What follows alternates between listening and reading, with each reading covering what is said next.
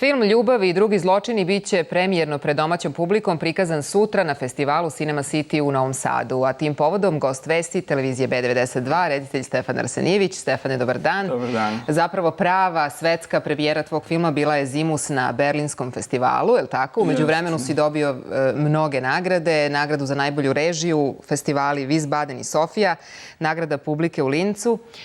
Da kažem ukratko gledaocima, film se bavi i tranzicijom i ljubavnom jednom pričom. Šta je bila tvoja osnovna ideja?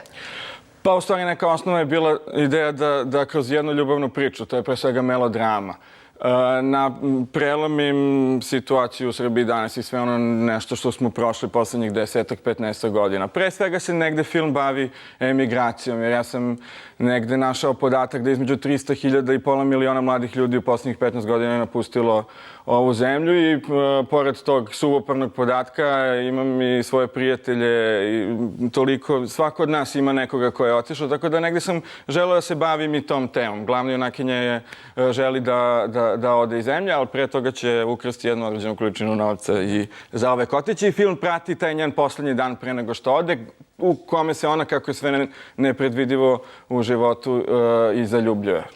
Pomenuo si glavnu junakinju, nju igra Anica Dobra, osim nje tu je jedna fantastična stvarno filmska ekipa, glumačka ekipa. Kako je bilo raditi s njima? Pa zaista je bilo.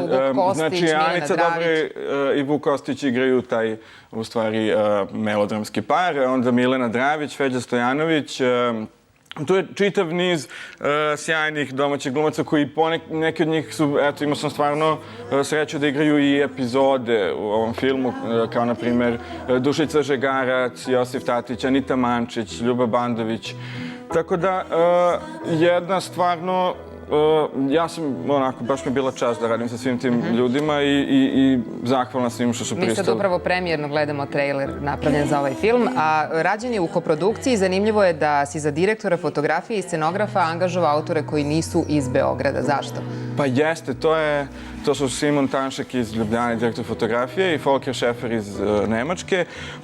Ja se u ovom filmu bavim Novim Beogradom, a Novi Beograd je mesto na kome sam ja odrastao i iškolovao se i živeo toliko dugo da sam negde shvatio da ja taj Novi Beograd više ne vidim. I onda mi je bio koncept da dovedem neke ljude sa strane koji će mi pomoći da u stvari ponovo otkrijem taj Novi Beograd, i to se negde i desilo. Onda smo zajedno gradili poetiku filma. Ukratko, samo na kraju, kakav život očekuje ovaj film ovog leta? Sutra premijera u Novom Sadu. Sutra je premijera u Novom Sadu. To je u stvari prva domaća premijera i ja sam jako nervozan, ali posle toga će film biti na svim domaćim letnjim festivalima.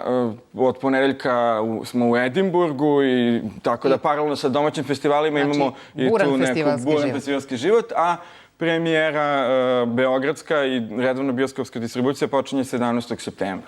Hvala ti što si odvojio vreme za vesti televizije B92. Hvala vama.